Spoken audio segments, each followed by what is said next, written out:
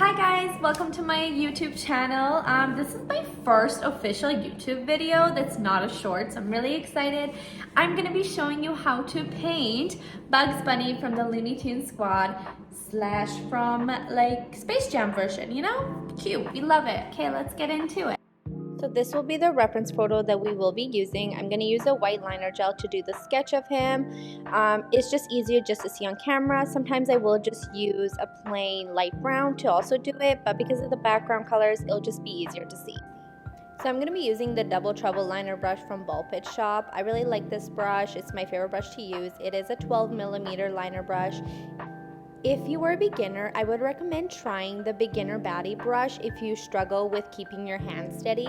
Because it is longer, it's a 15mm brush, it will help absorb any shakiness that you have while you paint because of the bristles being longer.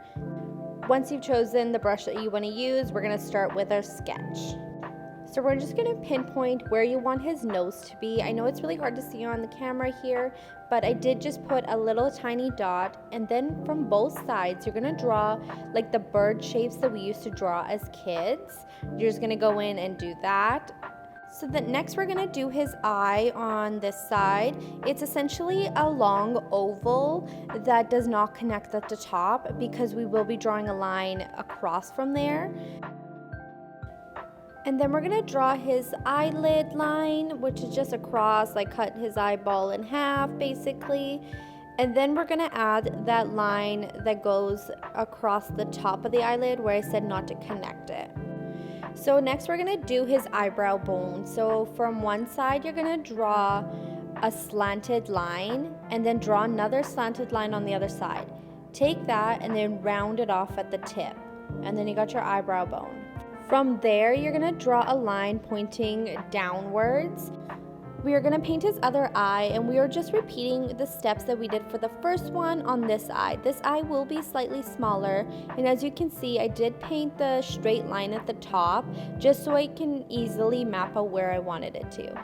For the second eyelid, we are going to use the positioning of the first eyelid, and just imagine that you drew a line across to match it to the other side. That's where you're going to put your eyelid. That's the easiest way to do it to make sure you get the right angle of the eyelid. Next, you're just going to finish off the side of the eye and make sure the bottom half of the eye is rounded outwards and the top half is rounded inwards. For this eyebrow, you're going to do the exact same thing like you did to the other side. Just make it like a mountain peak and you're good. Now we're going to do the outer parts of his head. We're going to start with the side here. I am then going to go and do the ear. Just now that we have the positioning of this, you can do the positioning of the ear. So you're going to take the peak of what your eyebrow would be and go slightly to the side of it and draw a rounded line. A lot of these lines are rounded. That's the only way I can explain it. You're going to do the same thing to the other side. We're going to also outline the part that's going to be pink on the inside of his ears, just so we know when we are color blocking where the colors should go. For this part, just follow along the same lines and the same curvature that you would for the outside of the ears. It's going to be the same direction. I'm just going to add where he has a little bit of hair sticking up. You're just going to make wonky triangles. That's the best way I can explain it. Do not overthink it. Just go with the flow. For the placement of the second ear, you are going to go slightly away from where the second eyebrow is and just draw, again, a curved line. I know I keep saying them, but you really do just draw curved lines. We're going to now do his snout area, I guess it would be called. Basically, this is really just a W, like a chubby W. That's the easiest way to explain it. You're going to map out then the sides of his mouth, and then you're going to make a giant U shape to connect both sides that you just drew. Underneath that, you are going to carve out his chin, and is just a U shape again, and then we're going to do the sides of his face. For those, you really just do the opposite way that you did the tops of his cheeks. So now that we got his face done, we're going to do his neck and his jersey as much as we can fit in it. For outlines, I really do suggest just focusing on proportions when you're painting them. Don't focus on making the lines really nice and pretty because that doesn't matter. We cover it up anyways. I think doing outlines for beginners are a lot easier than just going into color block. It obviously depends how you learn. I think it was easier for me to learn doing this way. I got really good at doing my proportions just by this, because if you do color blocking, you do have to tend to go back and fix lots of things, which is fine, but it's just easier to do it this way. So lastly, don't forget to add his tooth. I almost forgot to add his tooth, and he would have been just a toothless little baby if we didn't add it.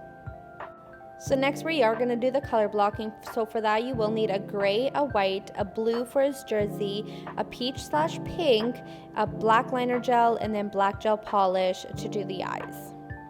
So color blocking is basically like painting by numbers. I didn't really go into too much detail here just because it is pretty self-explanatory.